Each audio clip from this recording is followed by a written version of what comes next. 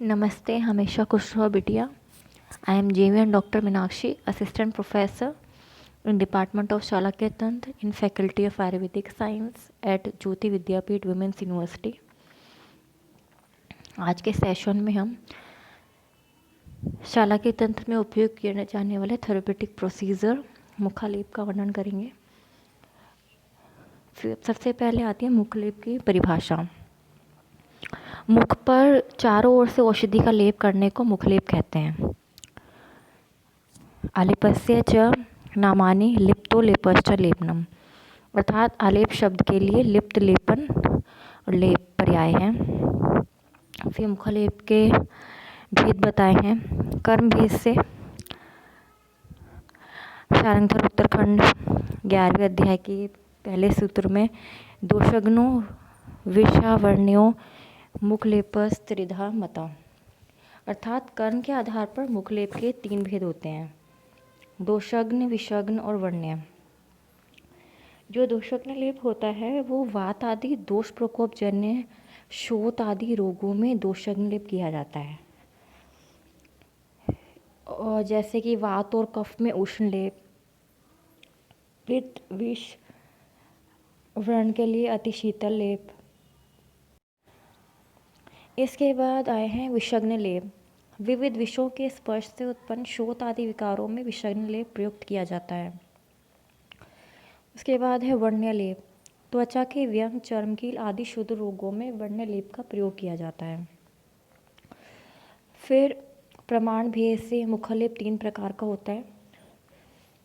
त्रिप्रमाणश्च चतुर्भाग त्रिभाग अर्धअंगुल उन्नत। यह श्लोक शारंगधर उत्तरखंड अध्याय 11 में आया है। दूसरा सूत्र है चतुर्भाग अंगुल उन्नत, यानी रोगी की उंगली की 1/4 मोटाई प्रमाण का होता है। त्रिभाग अंगुल उन्नत रोगी की उंगली की 1/3 मोटाई प्रमाण का होता है। और अर्ध अंगुल उन्नत रोगी की उंगली की आधी मोटाई प्रमाण का होता है। फिर मुखालेप के अन्य भेद हैं, जैसे आदर लेप, शुष्क लेप और प्रलेप, प्रधेय। जो आदर लेप होता है वो व्याधि का नाश करता है, तथा जो शुष्क लेप होता है वो कांतिनाशक होता है।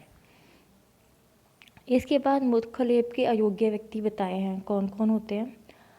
पीनस रोग से पीड़ित रोगी, अजीर्ण में मुखालेप नहीं करना चाहिए, नैस्य देने पर मुखालेप का प्रयोग नहीं करना चाहिए, हनुग्रह में मुखलेप का प्रयोग नहीं करना चाहिए, अरुचि में मुखलेप का प्रयोग नहीं करना चाहिए, रात्रि जागरण किए हुए रोगी में मुखालेप का प्रयोग नहीं करना चाहिए।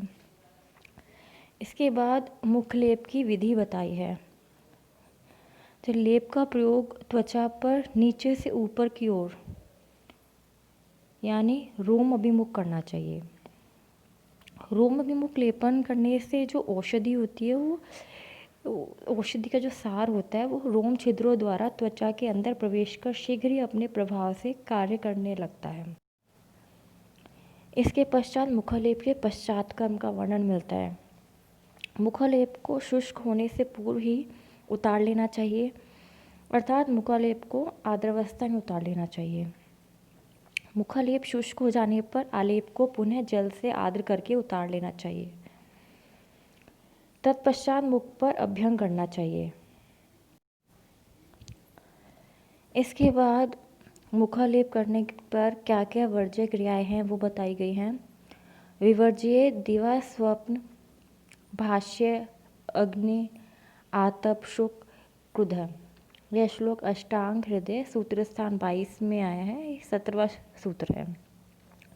इसका अर्थ है मुख पर लेप करके द्विवा स्वप्न, अधिक बोलना, अग्नि का ताप लेना, आतप सेवन करना, चिंता, शोक, रोना, क्रोध करना आदि क्रियाएं नहीं करनी चाहिए। फिर ऋतु अनुसार लेप बताए हैं। हेमंत ऋतु में बेर की गुठली, वासा मूल, शावर, लौद्र, गोड़ सशप का लेप करना चाहिए। शिशिर ऋतु में कंटकारी मूल, काले तिल, दारू हरिद्रा त्वक, निस्तुष यव का लेप करना चाहिए।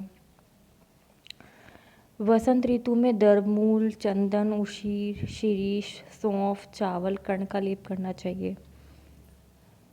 ग्रीष्म ऋतु में कुमुद, उत्पल, कलहार, दूर्वा, यष्टिमधु, चंदन का लेप करना चाहिए। वर्षा ऋतु में कालिय, तिल, उशीर, जटामासी, तगर एवं पद्माक का लेप करना चाहिए।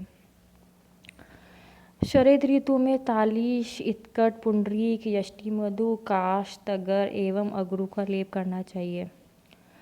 फिर बताएं कि मुखालेप करने से क्या लाभ होते हैं। इसमें श्लोक आया है, सम्यक प्रयुक्तश्च काल वलिपलित तिमिर व्यंग तिलकादीन प्रशाम्यति। यह श्लोक अष्टांग संग्रह सूत्र स्थान 31 के 15वें सूत्र में है। सम्यक रूप से प्रयुक्त मुखलेप अकाल वली पालित्य तिमिर रोग, व्यंग, तिलक आदि रोगों को नष्ट करता है। अगला श्लोक है, मुखलेपन शीलानाम दृढ़म भवति दर्शनम वदनम च परियम्लानम श्लक्षणम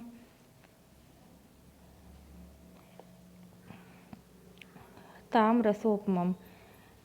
यह श्लोक अष्टांग हृदय सूत्र स्थान 22 के 22वें सूत्र में है। नित्य मुखालेप प्रयोग करने से दृष्टि का बल बढ़ता है, मुख खिला हुआ रहता है, मुख कोमल एवं कमल सादृश्य आभा वाला हो जाता है। फिर इस आगे लेप और प्रधेय में क्या अंतर है वो बताया है। लेप की मोटाई माहिष चर्म के बराबर होती है, प्रधेय की मोटाई माहिष चर्म के बराबर होती है, लेकिन उनके गुणों में क्या अंतर है। जो लेप होता है उसका गुण शीतल, तनु और विशोषी होता है, जबकि प्रधेय आर्द्र और घन होता है। लेप में दोषकर्म है पित्तनाशक और प्रधेय कफवात शामक होता है। लेप का प्रयोग काल प्राय दिन में प्रयोज्य होता है, प्रधेय दिन और रात्रि दोनों में प्रयोज्य होता है। फिर कब तक धारण करना चाहिए इसके बारे में बताया कि लेप को सूखने से पूर्व ही उतार देना चाहिए, जबकि प्रधेय को सूखने के बाद उतारना चाहिए। फिर आते हैं कौन कौन से लेप हैं जो हम प्रयोग कर सकते हैं। जैसे मुख व्यंग नाशक लेप है, रक्तचंदन, मंजिष्ठा, लौद्र, कुष्ठ, प्रियंगु, वटांकुर व मसूर की दाल को जल में पीसकर लेप करने से मुख व्यंग नष्ट होता है और मुख की कांति बढ़ती है। यह श्लोक शारंगधर उत्तराखंड में आया है। फिर है अर्जुन त्वक अथवा मंजिष्ठा चूर्ण अथवा श्वेत अश्व के खुर की भस्म में मधु या मक्खन मिलाकर लेप करने से व्यंग रोग नष्ट होता है। इसके बाद बताया मुख कांति कर लेप, जिसका वर्णन शारंगधर उत्तराखंड में आया है। बिजोरा नींबू की मूल, घृत, मनेशिला को गाय के गोबर के रस में पीसकर लेप करने से मुख की कांति बढ़ती है एवं पिटिका तथा व्यंग में लाभ होता है। इसके पश्चात युवान पीड़िका नाशक लेप बताए हैं 3। पहला है लौद्र, धनिया, वचा को जल में पीसकर लेप करने से युवान पीड़िका रोग नष्ट हो जाता है। दूसरा है कृष्ण मरीच एवं गुरोचन का लेप युवान पीड़िका नष्ट कर मुख की कांति बढ़ाता है। तीसरा है श्वेत शर्षप, वचा, लौद्र एवं सैंधव को जल में पीसकर लेप करने से युवान पीढ़ी का रोग नष्ट होता है। चौथा है वट वृक्ष के पीले पत्र, जाति पत्र, रक्तचंदन, कुष्ठ, कालियक एवं लौद्र को जल के साथ पीसकर मुखालेप करने से युवान पीढ़ी का व्यंग और नीली का रोग नष्ट होता है। इसके पश्चात बताएं नेत्र रोगहर लेप। पहला है हरित की, सैंधव, गैरिक एवं रसांजन को जल में पीसकर विडालक यानी नेत्र पर लेप करने से नेत्र अभिषंध आदि समस्त नेत्रोग नष्ट हो जाते हैं। इसका वर्णन शारंगधर उत्तराखंड अध्याय 11 में मिलता है। फिर है अंजनामिका हरलेप। रसांजन एवं त्रिकटु को समान मात्रा में लेकर पीसकर गोलियां बना लें। इस गोली को जल में पीसकर लेप करने से कंडु एवं पाक युक्त अंजनामिका रोग नष्ट होता है। तो इस तरीके से हमने पूरा मुखालेप का एक सेशन कंप्लीट किया है। And this session is powered by digital version 2.0 Jyoti Vidyapeeth women's university. I hope you are satisfied with my digital session. If you have any query, please mention in the comment box. I will resolve it soon. Thank you so much.